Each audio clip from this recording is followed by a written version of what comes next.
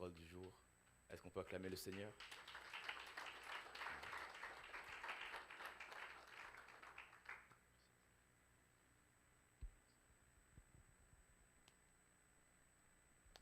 Bonjour tout le monde.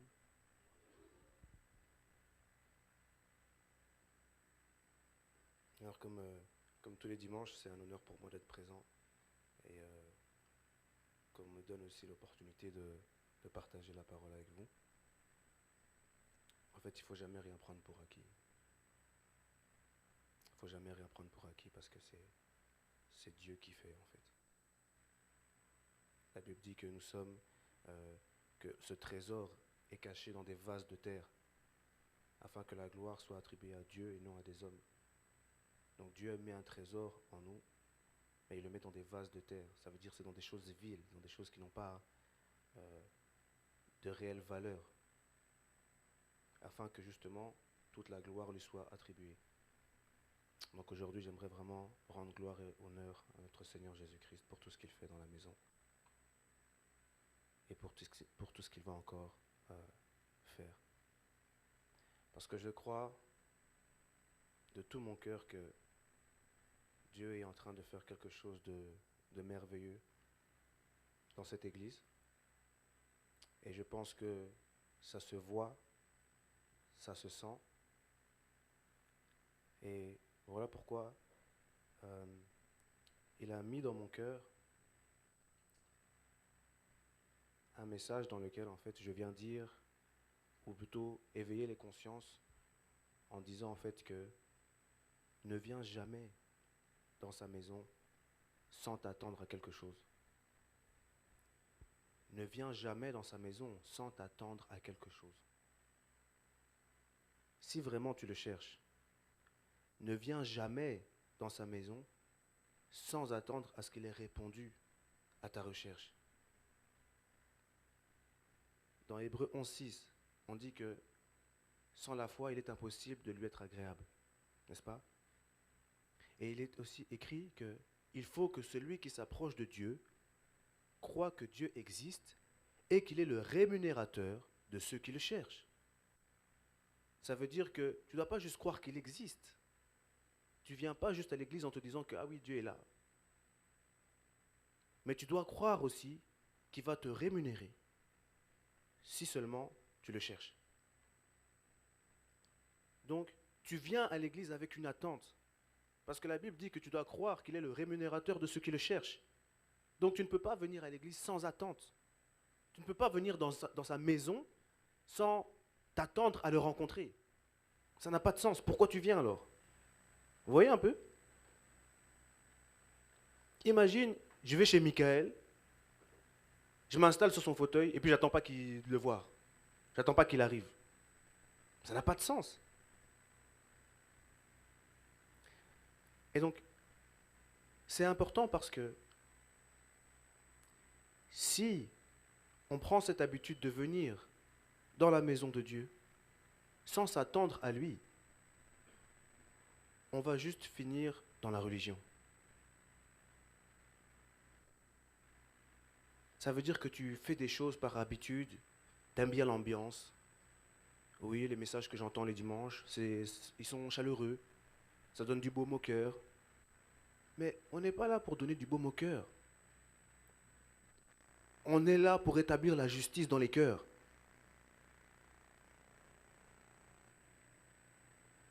Ce n'est pas une question de baume au cœur, c'est une question de quand Dieu parle, ça ramène la consolation. Quand Dieu parle, ça ramène la vie. Quand Dieu parle, ça ramène l'espérance. Quand Dieu parle, il y a aussi la correction. Ça recadre. Ça veut dire que si tu t'habitues juste à venir, comme tous les dimanches, ça va juste apaiser ta conscience. Je suis un enfant de Dieu, tous les dimanches, je viens à l'église, amen. Mais le thème qu'on a reçu pour cette année, c'était de le chercher. C'était de le chercher. Donc, c'est impossible que tu arrives dans sa maison sans t'attendre à le trouver. C'est impossible. Que tu arrives, donc tu t'es levé pour venir à l'église le dimanche, et tu ne t'attends pas à ce qu'il te réponde. Pendant toute la semaine, tu as prié. Tu as certainement lu la Bible. Tu t'es certainement posé des questions. Et tu viens le dimanche sans t'attendre à ce qu'ils te répondent. C'est pas possible. C'est pas possible. Ça veut dire que quelque part, des fois, on n'est pas conscient de ce qu'on vient faire à l'église. Ça veut dire que des fois, on n'est pas conscient de qui est-ce qu'on vient trouver à l'église, de qui est-ce qu'on vient rencontrer, avec qui on a rendez-vous. Parce que, bien que c'est le pasteur qui prêche, ce n'est pas avec le pasteur que tu as rendez-vous. C'est avec ton Dieu. Et si tu prends l'habitude de juste voir le pasteur, tu vas te familiariser avec son message. Tu vas te familiariser avec ce que tu vas entendre. Ça veut dire que tu vas sortir de ce culte en te disant « Ah, le pasteur, c'est un bon message, il a bien prêché. » Il ne s'agit pas de... En fait, ce n'est pas le message du pasteur. Il ne s'agit pas si le pasteur a bien prêché. Il s'agit de est-ce que tu as reçu la parole de Dieu pour toi? Est-ce que, à travers ce que tu as entendu, tu as reconnu la parole de Dieu pour toi? Est-ce que ce que tu as entendu a créé dans ton cœur un changement? Est-ce que ce que tu as entendu a créé en toi la repentance? Est-ce que ce que tu as entendu t'a apporté de l'éclaircissement? Il ne s'agit pas de « oui, il a bien prêché ». Parce que quelqu'un qui prêche bien, ce n'est pas ça en fait qui change le cœur. Ce qui change le cœur, c'est quand tu reconnais que c'est la parole de Dieu pour toi. Ce qui change le cœur, c'est quand tu reconnais que ce que tu entends, c'est Dieu qui te parle. C'est pourquoi, quand tu viens à l'église, et je le dis souvent à la jeunesse, dis-toi que quand tu viens aujourd'hui, en fait, ça peut changer ta vie. Viens toujours en te disant qu'aujourd'hui, quand je viens, peut-être qu'aujourd'hui, ma vie va changer. Peut-être qu'aujourd'hui, le péché avec lequel je luttais va me lâcher aujourd'hui. Pas parce que tu as rencontré des hommes qui parlent bien, mais parce que Dieu t'a parlé. Et la Bible dit qu'il envoya sa parole, et sa parole les guérit. Sa parole les a guéris.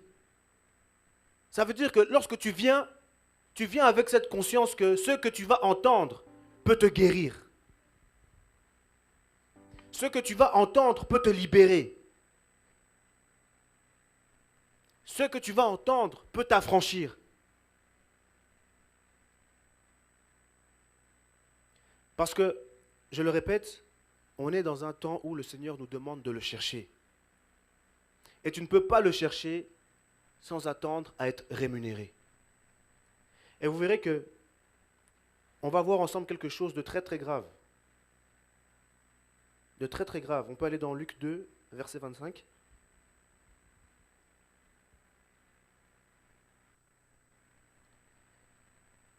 Donc, Dieu avait fait une promesse. Il avait fait une promesse à Israël. Et cette promesse est que le Messie viendrait. On est ensemble. Ça veut dire que tous les Juifs étaient normalement censés s'attendre au Messie. N'est-ce pas? Ils étaient censés s'attendre à celui qui allait venir les délivrer, les libérer. Parce qu'en plus, ils étaient envahis donc de l'armée romaine. Donc ils n'étaient même pas libres chez eux. Ils n'étaient même pas libres.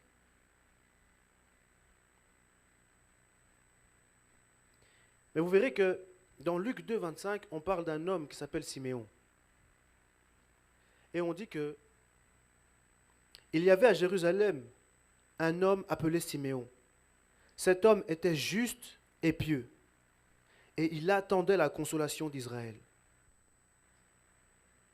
Il attendait la consolation d'Israël.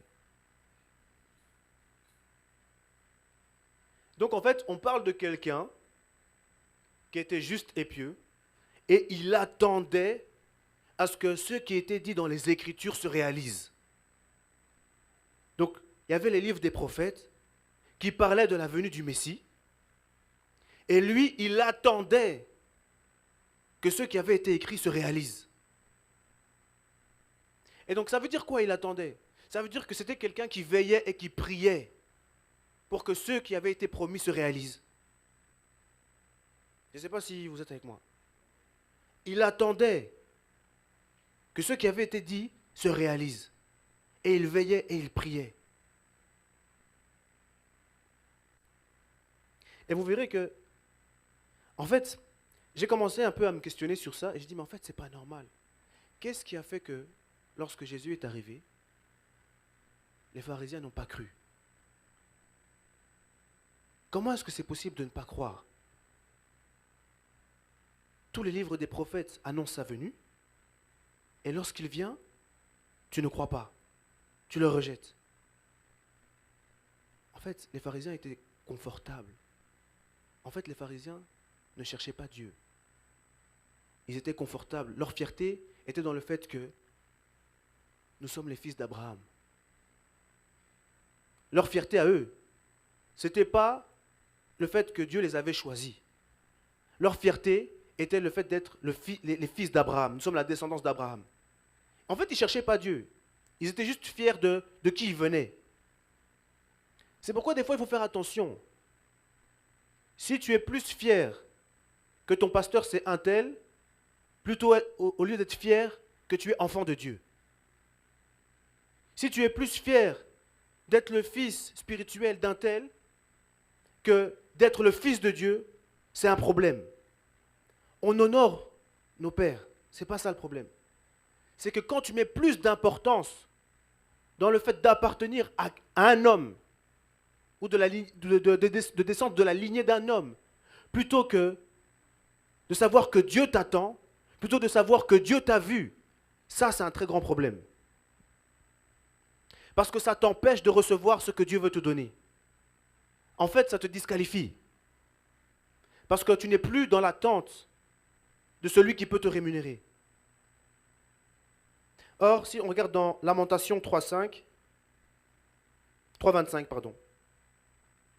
la Bible dit « L'Éternel a de la bonté pour qui espère en lui, pour l'âme qui le cherche. » Dans la version en anglais, on dit que l'Éternel a de la bonté pour ceux qui s'attendent à lui,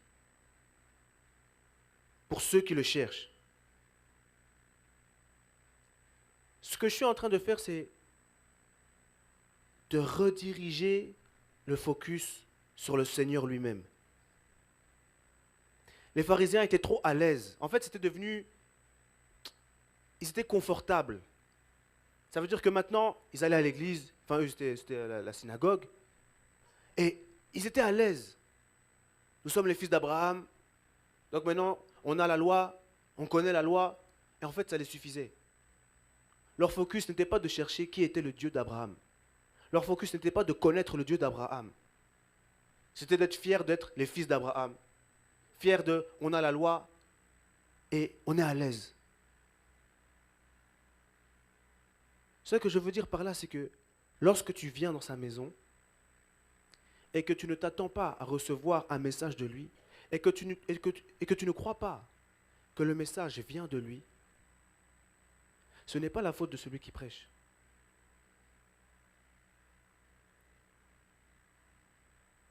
C'est qu'il y a un changement de pensée à avoir.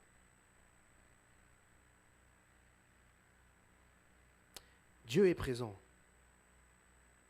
Dieu est présent dans ce lieu. Et il est présent pour chacun d'entre nous. Mais il est temps de vraiment s'attendre à lui. Il est temps de vraiment s'attendre à ce qu'il réponde à tes prières. Il est temps de vraiment s'attendre à ce qu'il te guérisse si tu es malade. Parce que la Bible dit clairement que l'Éternel est plein de bonté pour ceux qui espèrent en lui. Et juste ce verset doit être assez pour que lorsque tu entres dans sa maison, tu puisses t'attendre à recevoir de lui. Je ne sais pas si vous me comprenez. Et vous verrez que les pharisiens, ce n'étaient pas des gens qui s'attendaient à Dieu. Ce n'étaient pas des gens qui s'attendaient à Dieu. Et à un tel point où quand Jésus parlait avec eux, à un moment donné, le Seigneur leur a dit, mais vous cherchez à me faire mourir parce que ma parole ne pénètre pas en vous. Et pourquoi est-ce que sa parole ne pénétrait pas en eux? C'est parce qu'ils ne croyaient pas que Jésus venait de Dieu. C'est-à-dire qu'ils n'étaient pas conscients que le Dieu de leur ancêtre Abraham était venu et il était au milieu d'eux. Ils n'étaient pas conscients. Pourquoi ils n'étaient pas conscients? Parce qu'ils ne s'attendaient pas à lui. Ils ne s'attendaient pas à lui. Pourtant, on a quelqu'un comme Siméon. On dit que lui, il s'attendait à la consolation d'Israël. Il attendait que le Messie arrive. C'était quelqu'un qui était chez lui et qui priait et qui veillait, dit en fait, si Dieu a promis, ça doit arriver. Moi, j'attends.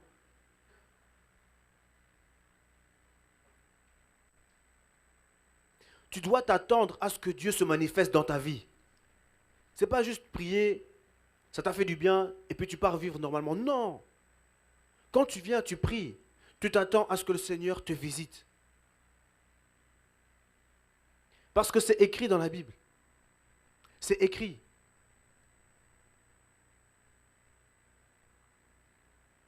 Et donc, j'aimerais vraiment dire à quelqu'un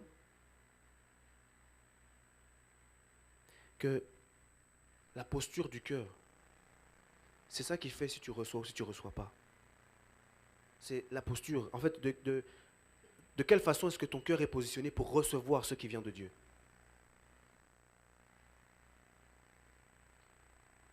Quand, dans l'Ancien Testament, il disait sanctifiez-vous, parce que l'Éternel va faire des prodiges au milieu de vous. C'était en fait une manière de leur dire de se positionner, de positionner leur cœur, de sorte à recevoir ce que Dieu allait faire. Et Dieu a déjà commencé et est sur le point de faire des grandes choses au milieu de nous. En fait, cette parole, vraiment, elle est, comme on dit dans la Bible, est certaine et véritable. Dieu est sur le point, et il a déjà commencé, à faire des grandes choses au milieu de nous. Et il en fera encore des plus grandes, si tu crois, si tu t'attends à lui. Quand Jésus a commencé à parler avec Nathanaël, il lui a dit, ouais, quand tu étais sous le figuier, je t'ai vu.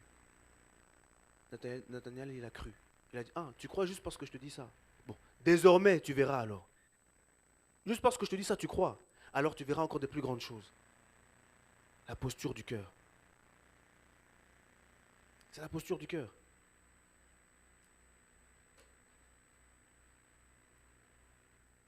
En fait, quand tu viens avec une attente, Dieu va s'empresser de répondre. Parce que il est écrit dans le livre de Psaumes que Dieu, en fait, il regarde ceux qui souffrent. Et il essaye de voir comment est-ce que, en fait, il peut intervenir pour leur cause. C'est la Bible qui dit ça. Que Dieu regarde ceux qui souffrent. Et il est en train de voir comment est-ce qu'il peut intervenir. Ça veut dire, tu sais quoi?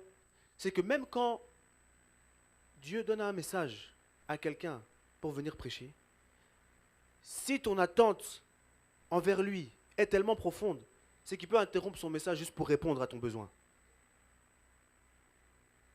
Il peut interrompre son message juste pour répondre aux besoins de quelqu'un qui est présent.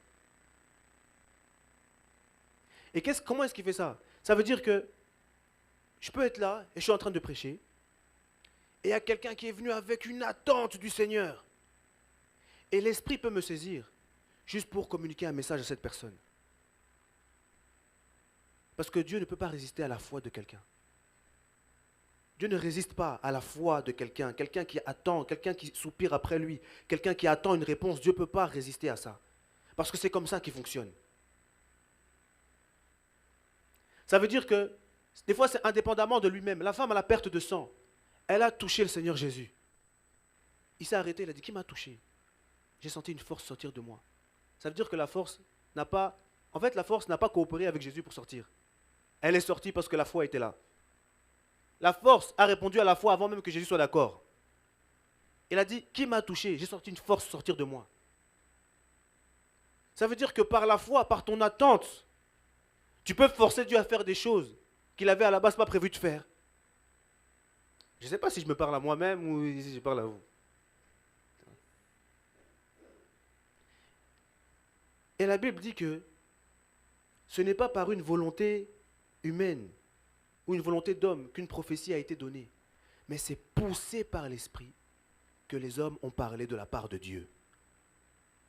Ça veut dire que quelqu'un peut être là, il prêche, et puis il y a quelque chose qui lui dit, mais attends, tu dois dire quelque chose. Et la personne qui soupirait après Dieu peut recevoir une parole du Seigneur. C'est pourquoi en fait ce que Dieu veut faire, c'est réajuster, tu vois. Il veut réajuster les cœurs, il veut faire comprendre qu'en fait, sois conscient de ce que tu viens faire ici. Ne viens pas juste comme ça, non. Sois conscient quand tu viens, c'est lui que tu viens rencontrer. Même si des fois la tête du pasteur ne te plaît pas, sache que Dieu va utiliser cette personne-là pour te parler. Ça veut dire ne regarde pas celui qui donne le message, mais regarde au message qui vient de Dieu. Et c'est important.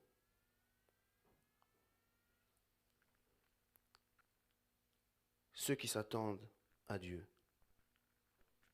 Et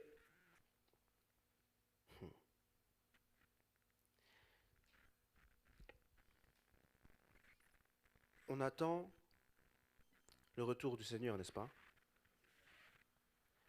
Et comment est-ce qu'on fait pour se préparer à son retour?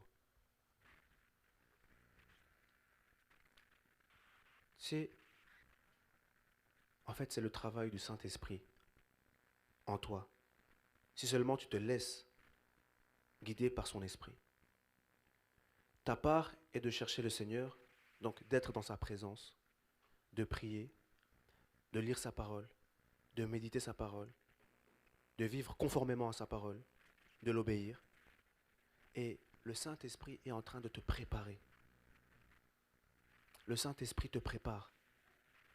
Voilà pourquoi c'est une erreur, par exemple, de dire « ouais, je vis trop comme ça, ou j'ai trop de péchés, ou je vis trop dans la débauche, je ne peux pas venir à Dieu. » Tu crois que tu vas te sanctifier toi-même? C'est Dieu qui fait ce travail en nous. Et il faut accepter que ce travail soit fait aussi en nous. Il faut obéir. Il faut lâcher prise. Mais c'est Dieu qui fait ce travail en nous. Et donc, il y a une chose très importante que j'ai vue par rapport à Siméon. Et c'est que la Bible dit qu'il attendait la consolation d'Israël. Il attendait la venue du Messie. Il attendait que le Messie arrive. De la même manière que nous maintenant aujourd'hui, on attend son retour. On attend qu'il vienne nous chercher, on attend qu'il vienne nous prendre, n'est-ce pas? Et ce que je trouve intéressant, c'est que la Bible nous dit que il viendra à un moment où on ne s'y attend pas. Il viendra comme un voleur. C'est ça, non? Mais est-ce qu'on peut aller dans 1 Thessaloniciens, 1 Thessaloniciens, chapitre 5, versets 2 à 6.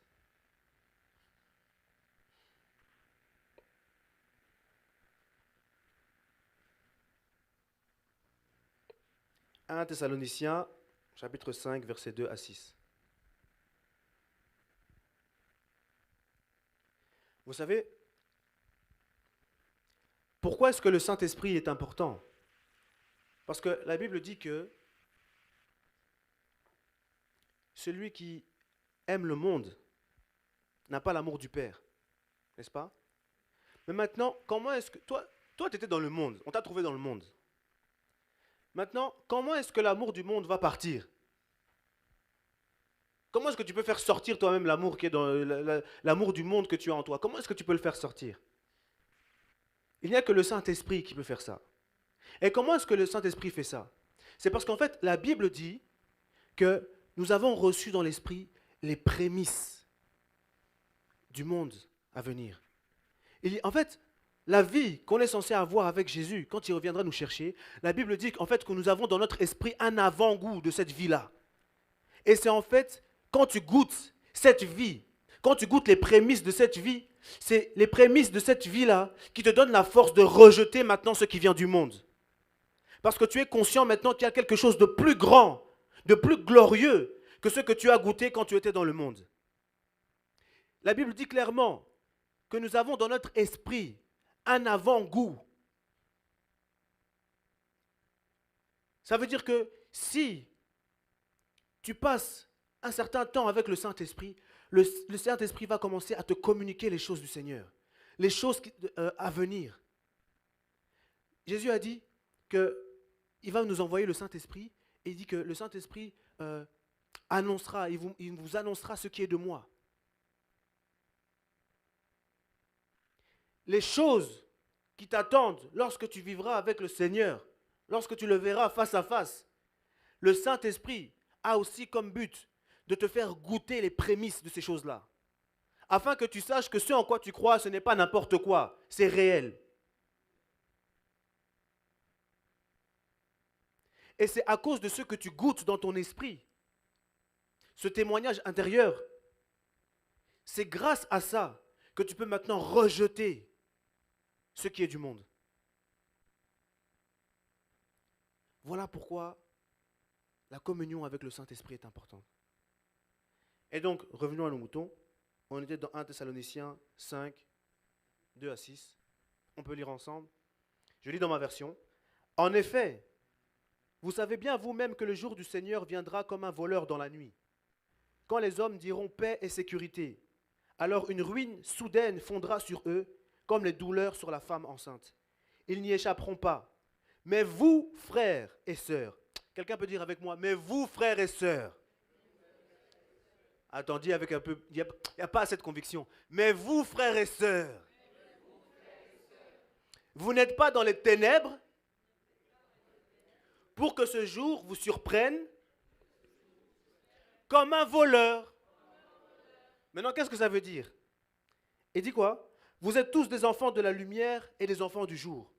Nous ne sommes pas de la nuit ni des ténèbres.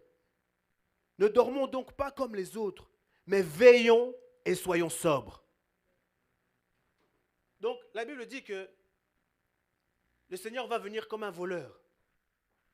Là où les gens disent, ouais, paix et sécurité, alors une ruine soudaine va les surprendre. Mais maintenant, c'est intéressant parce qu'il dit, mais vous, frères et sœurs, tu vois quand on dit mais, ça veut dire que normalement ça, ce n'est pas ton cas. Quand on dit mais, ça veut dire que ce ne sera pas ton cas.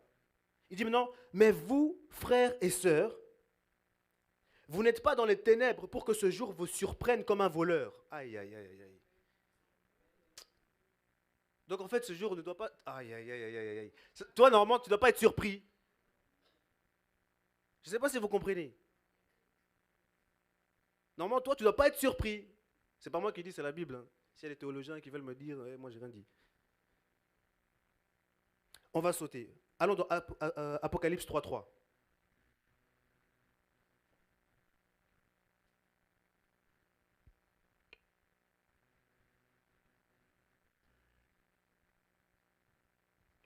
Apocalypse 3.3. Regardez ce qu'il écrit. Rappelle-toi donc comment tu as reçu et entendu, et garde. Rappelle-toi donc comment tu as reçu et entendu, et garde et repens-toi. Si tu ne veilles pas, je viendrai comme un voleur, et tu ne sauras pas à quelle heure je viendrai sur toi. Maintenant là aussi il a dit, si tu ne veilles pas. Mes amis, je suis en train de dire quelque chose d'important. Regardez l'image. Siméon attendait la venue du Messie. La Bible dit qu'il attendait la consolation d'Israël. C'était quelqu'un qui priait, certainement qui jeûnait, pour que la volonté de Dieu soit faite sur la terre comme au ciel. Et la Bible dit que cet homme-là qui s'attendait à ce que le Messie arrive, la Bible dit que lorsque Marie et Jésus ont marché, ils sont partis, donc ils étaient en chemin pour aller au temple, pour présenter l'enfant. La Bible dit que poussé par l'Esprit, Siméon il est parti vers le temple. Il ne savait pas ce qu'il faisait. Poussé par l'Esprit, il marchait jusqu'au temple et il a rencontré qui? Le Messie. Ce que je suis en train de dire, c'est que on ne connaîtra pas le jour ni l'heure à laquelle le Seigneur va arriver. Mais si vraiment tu t'attends à sa venue, je t'assure que l'Esprit du Seigneur va te préparer. Tu seras poussé par l'Esprit comme Siméon a été poussé par l'Esprit pour venir au temple. Tu seras poussé par l'Esprit pour le chercher dans sa parole. Tu seras poussé par l'Esprit dans la prière. C'est la même chose. Afin que ce jour ne te surprenne pas comme un voleur. Ça va te pousser à veiller. Ça va te pousser à être sobre. Pour chercher Dieu dans ton esprit. Pour chercher qu'est-ce qui se passe. Afin que tu puisses te positionner de la meilleure des façons qui soit. Pour recevoir le Seigneur lorsqu'il viendra. Siméon attendait la consolation d'Israël. Il priait. Et le jour est venu où, quand Marie et Joseph ont pris l'enfant pour le présenter au temple, la Bible dit que poussé par l'Esprit, Siméon lui-même a commencé à marcher vers le temple. Il ne savait pas ce qui allait se passer. Poussé par l'Esprit, il a commencé à marcher vers le temple. Et il est arrivé et il a rencontré le Seigneur. Ça veut dire que si on s'attend à Dieu, si nous veillons, si nous restons sobres, si nous prions, si nous le cherchons dans la parole, ce jour ne peut pas nous surprendre comme ceux des ténèbres. Je répète, ce n'est pas que nous saurons quand est-ce qu'il vient, ni à quelle heure il vient, ni le jour. Mais nous aurons un signal dans notre esprit de le chercher. Et vous savez quoi? Ce signal a déjà commencé maintenant. Parce que le Seigneur nous demande de le chercher. C'est ça le thème. Voilà pourquoi il faut être sérieux dans ce qui se passe maintenant. Est-ce que quelqu'un est là?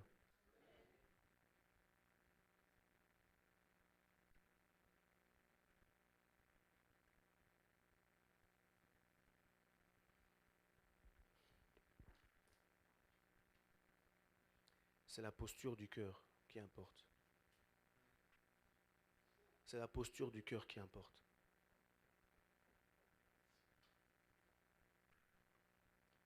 Il a dit, si tu ne veilles pas, ça veut dire que si tu veilles, tu es en sécurité. Si tu veilles, tu es en sécurité. Si tu gardes les choses que le Seigneur te dit dans le secret, tu es en sécurité. Si tu médites sur ces choses, tu es en sécurité. Si tu pries sur ces choses, tu es en sécurité. Si tu laisses le Saint-Esprit te guider, tu es en sécurité. Imaginez si Siméon, il sentait qu'il était poussé par le Saint-Esprit et puis il lui disait non, je vais encore manger. Ou non, j'ai des courses à faire. Il aurait raté le Messie. Quand tu sens que tu es poussé, laisse le Seigneur faire.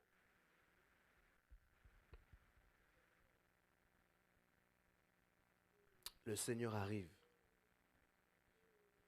Et en fait, il attend de toi à préparer en fait sa venue. C'est la posture, te préparer à le recevoir.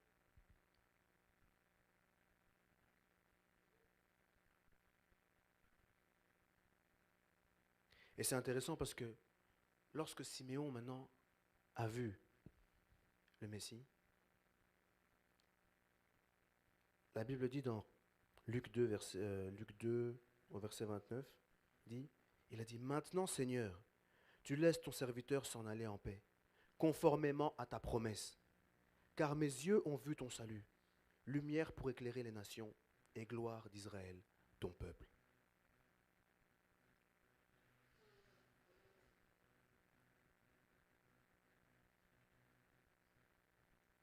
Le Saint-Esprit te prépare pour le retour du Seigneur. Et comme j'ai dit, tu vois, l'ennemi, ce qui va combattre le plus dans ta vie, c'est le temps que tu veux essayer de passer avec le Seigneur. Parce qu'il sait que si tu passes du temps avec lui, assurément, il y aura une transformation. Il sait. C'est pourquoi tu dois faire tous tes efforts pour toi aussi t'assurer de passer du temps avec lui. Tu dois faire tout parce que ce que l'ennemi ne veut pas, en fait, tu ne peux pas te transformer toi-même, c'est faux. C'est dans la présence de Dieu, le contact avec le Saint-Esprit, c'est comme ça que tu peux être transformé. C'est comme ça que tu peux goûter à la vie, la vraie vie. C'est seulement comme ça. Ça veut dire que si tu ne passes pas du temps avec le Seigneur, parce que c'est son souhait. Si tu ne passes pas du temps, ce n'est pas sa faute. Si tu ne passes pas du temps avec le Seigneur, tu ne peux pas être transformé. Et si tu n'es pas transformé, tu seras toujours sensible aux choses du monde. C'est simple. L'amour du Père grandit en toi en fonction de la fréquence à laquelle tu passes du temps avec le Père. Et c'est normal. Je peux tous vous aimer comme ça. Mais là où j'aurai plus d'affinité avec quelqu'un, c'est si je passe plus de temps avec cette personne. C'est logique. Et c'est la même chose avec Dieu. Tu peux aimer Dieu, tu vois. Ouais, tu vois, tu aimes l'idée que tu te fais de Dieu, tu vois, Dieu est grand, Dieu est amour, voilà, on est tous réunis, tu vois. Mais ce n'est pas ça qui va te changer. Ce qui fait qu'il va te changer, c'est quand tu es proche de Dieu et que tu entends comment lui parle. Tu es constamment en connexion avec sa manière de penser, sa manière de faire les choses. Et c'est ça qui t'impacte, c'est ça qui te transforme. La Bible dit que nous tous qui sans voile sur le visage, il dit que nous contemplons comme dans un miroir la gloire du Seigneur. Et nous sommes transformés en la même image de gloire en gloire par l'Esprit du Seigneur. Donc tu contemples Dieu, tu passes du temps avec lui et tu commences à te rendre compte de comment est-ce qu'il parle, de comment est-ce qu'il fait les choses. Et ces choses-là t'impactent, ces choses te transforment.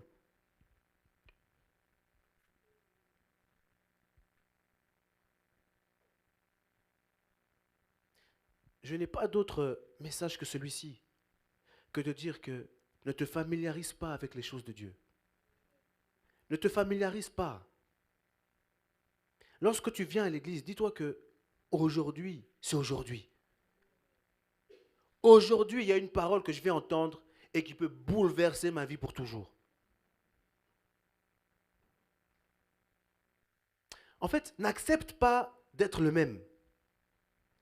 Comment la Bible dit que nous, avec Dieu, on va de gloire en gloire, mais moi, je suis toujours là, le même.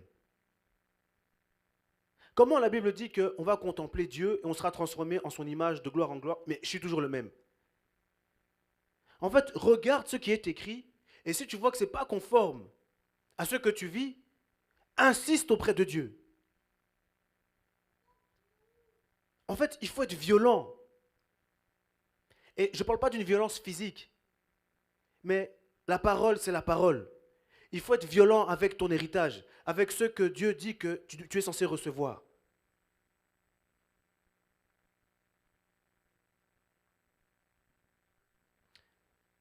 Apparemment, c'est un message qui fait réfléchir.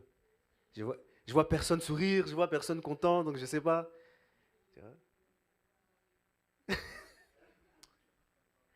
Mais c'est un sujet de joie. Il revient. C'est un sujet de joie, il revient.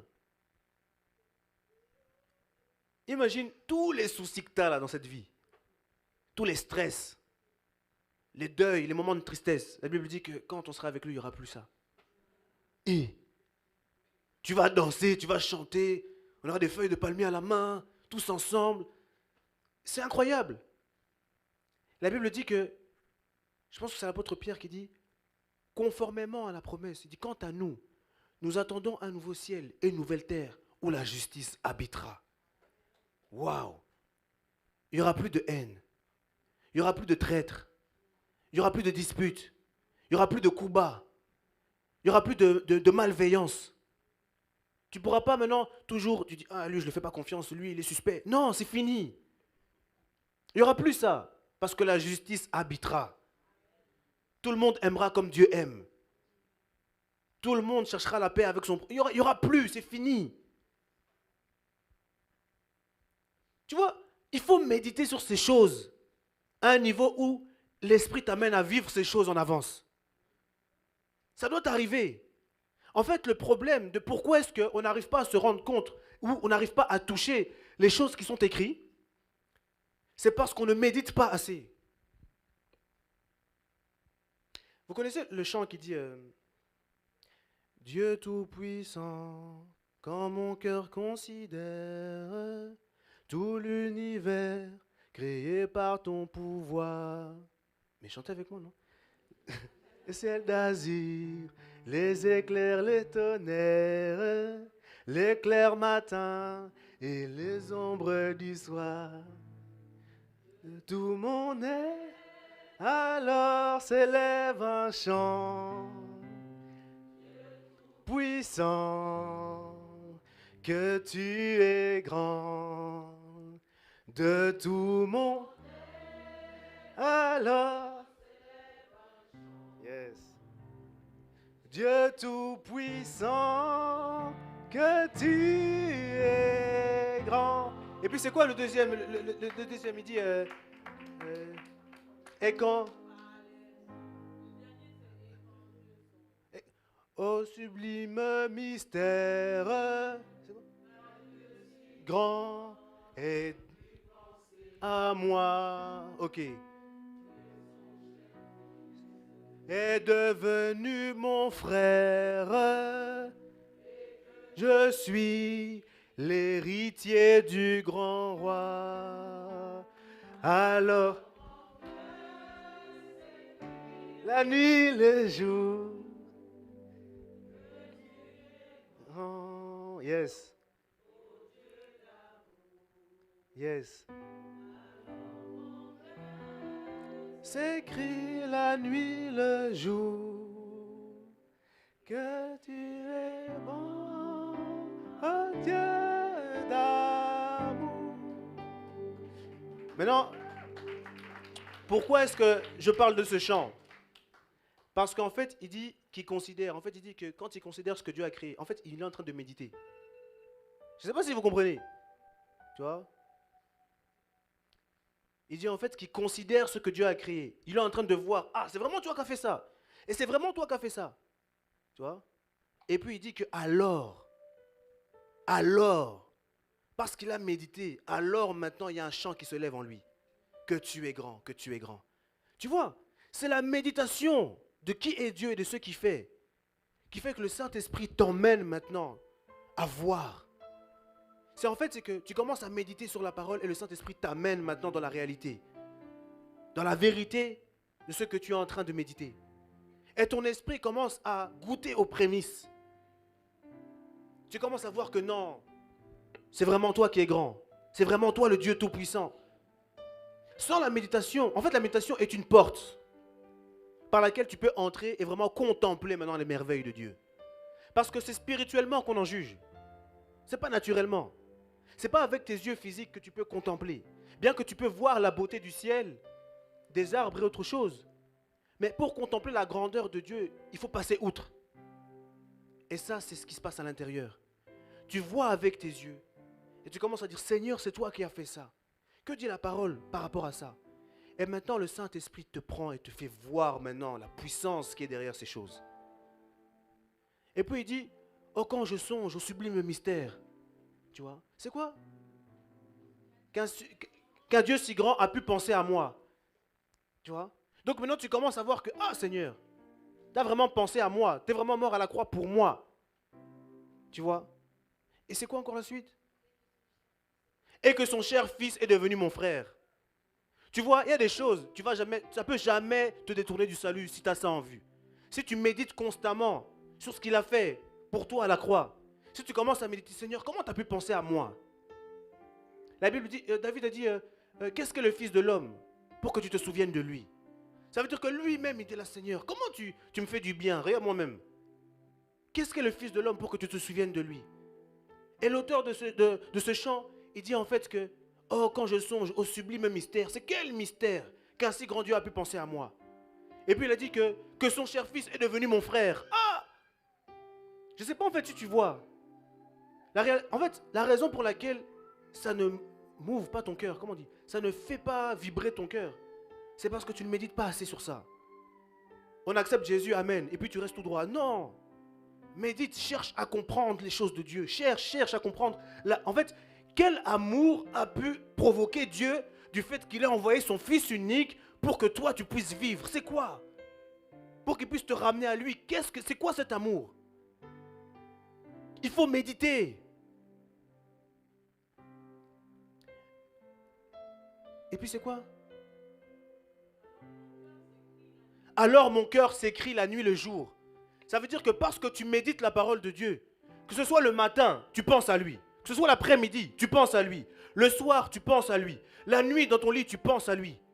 D'ailleurs, il y a un verset dans Psaume qui dit « Mon esprit te recherche durant la nuit ». Pourquoi? Parce que tu médites, tu médites, tu médites. Tu cherches à comprendre c'est quoi l'amour de Dieu qui a fait ça. Et je t'assure que si ton cœur s'écrit la nuit et le jour, aïe, tu t'attends à Dieu. Si ton cœur s'écrit la nuit et le jour, que tu es grand, ô Dieu d'amour, il est impossible que ce jour te surprenne comme un voleur. Il est impossible que tu fasses partie des enfants des ténèbres. Il est impossible que tu ne veilles pas. Pourquoi? Parce que la méditation du Seigneur lui-même et des choses qu'il a faites dans ta vie produit dans ton cœur une réjouissance perpétuelle. Tu te réjouis constamment. Tu sais quoi? Même quand il y a des difficultés, les difficultés en fait n'auront pas la puissance de te garder triste. Des fois j'ai envie d'être triste. Et puis quand je pense à Dieu, après je souris tout seul. Des fois il y a des situations dans ma vie qui normalement doivent me rendre triste. Mais quand je pense à Dieu, je ne sais pas pour vous, mais quand je pense qu'un jour, ce qui me combat là, ce sera fini. J'ai déjà la joie. En fait, on a déjà gagné. On a déjà gagné. Oh là là là là là là là. Gars, tu as déjà gagné. Non, non, non. Si ton voisin ne comprend pas, dis-lui, tu as déjà gagné. En Jésus-Christ, tu as déjà gagné. Parce que la Bible dit qu'en Christ, nous sommes plus que vainqueurs. Oh là là. Tu as déjà gagné. Maintenant, l'ennemi, c'est juste un menteur. La Bible dit que Christ, en fait, il a anéanti celui qui exerçait le pouvoir de la mort.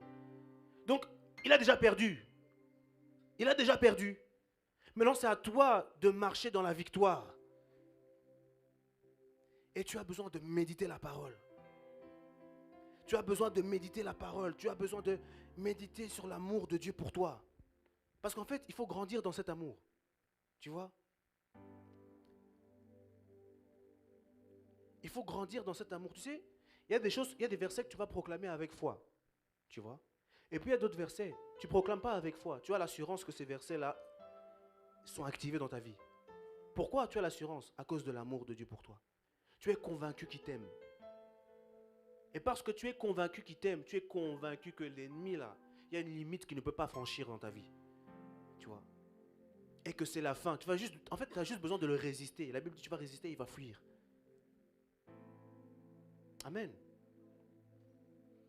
Donc, j'aimerais inviter quelqu'un à se lever et à prier. Si tu dois demander pardon parce que ça fait un temps que tu viens à l'église juste parce que tu as l'habitude, il faut demander pardon.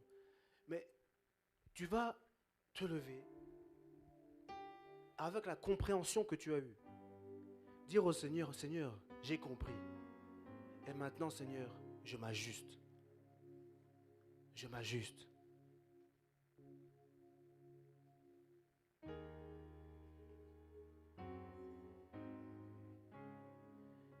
Les chants qu'on connaît là, comme celui qu'on vient de chanter, c'est le fruit de quelqu'un qui a médité sur les choses de Dieu. Et jusqu'à aujourd'hui, je ne sais pas ça fait combien d'années que ce chant existe, jusqu'à aujourd'hui quand je chante ce chant, des fois j'ai des larmes. Parce que ce chant me rappelle en fait la joie de mon salut, ça rappelle mon salut.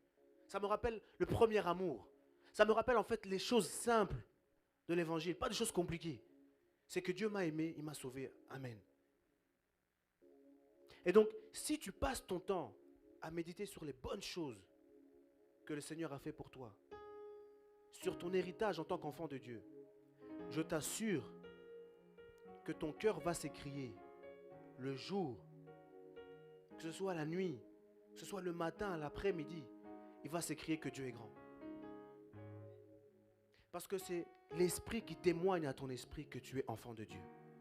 C'est l'esprit qui te fait savoir en fait que les projets que Dieu a formés sur ta vie sont bien réels. Projets de paix et non de malheur, afin de te donner un avenir et de l'espérance. C'est réel. C'est réel.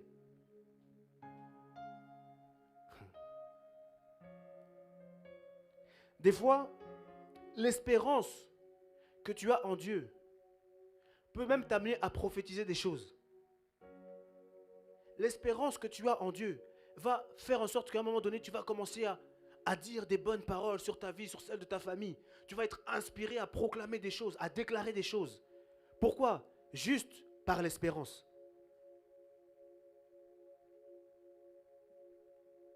Parce que l'espérance vient de Dieu. La Bible dit, or cette espérance ne trompe point.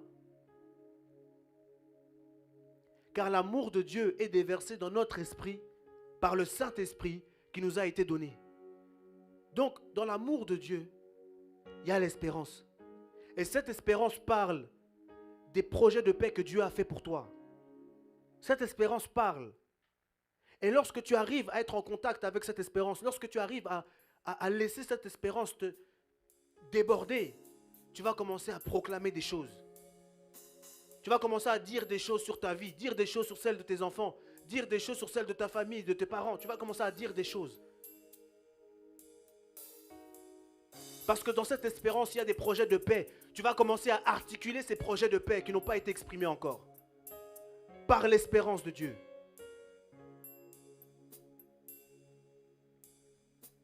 Est-ce qu'on peut chanter ce chant?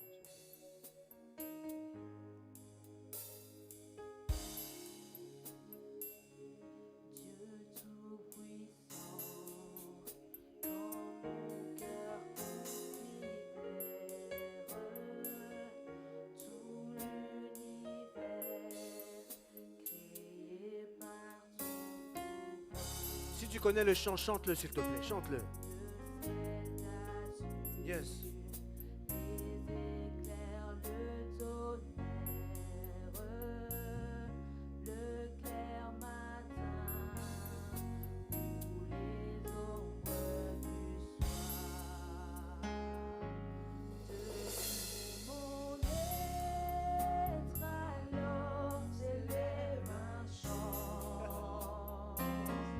Dieu tout-puissant.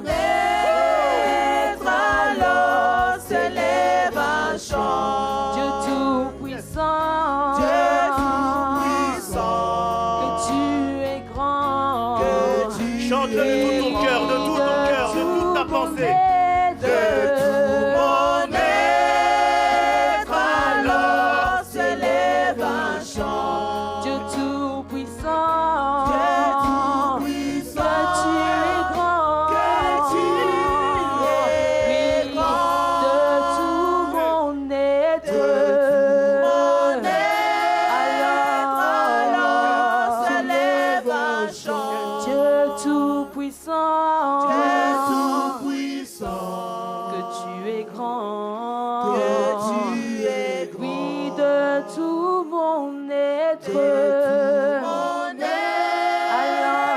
Alors se lève un chant. Oui, Dieu Tout-Puissant. Dieu Tout-Puissant, que tu es grand. Dieu Tout-Puissant, Dieu Tout-Puissant.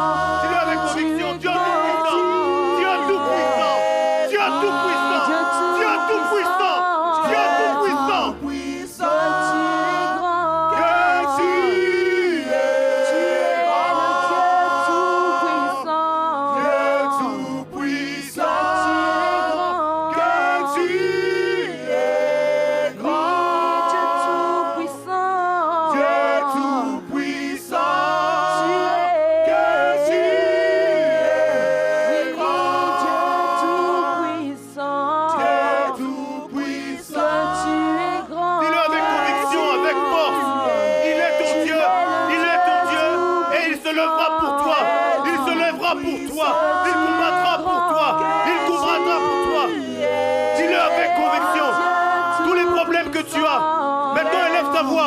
Et dis que Dieu est tout-puissant. Il est tout-puissant pour régler tous les problèmes de ta vie. Il est tout-puissant pour te guérir des maladies. Il est tout-puissant pour protéger tes enfants.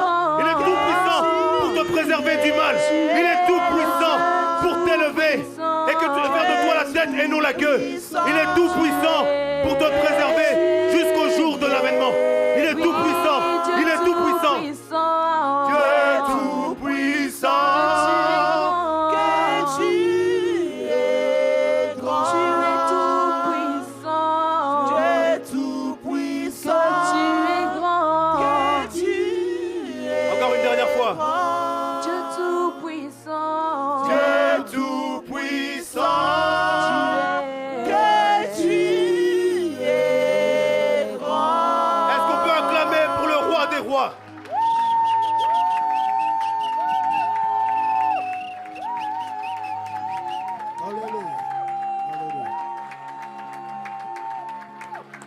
Maestro, fais-nous monter.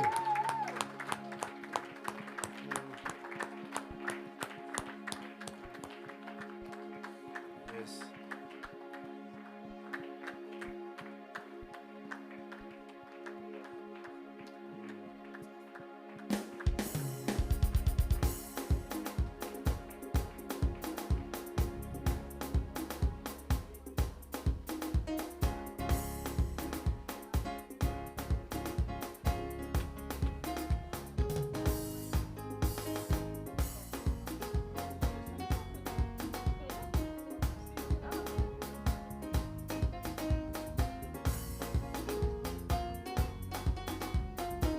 Seigneur éternel, quand tu te lèves dans ma vie, tout est géré. Seigneur éternel, quand tu te lèves dans ma vie, oui Seigneur.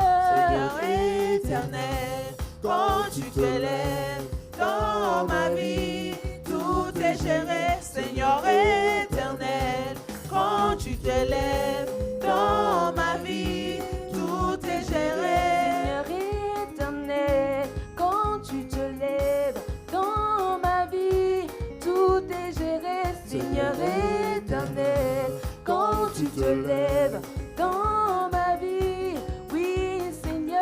Seigneur éternel, quand tu te lèves dans ma vie, tout est géré.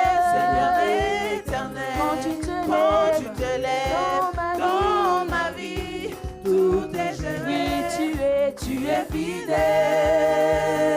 Oh, tu es fidèle. Tout est géré. Dans ma vie, tu es fidèle. Oui, tu es fidèle. Tout est géré. Alléluia. Alléluia.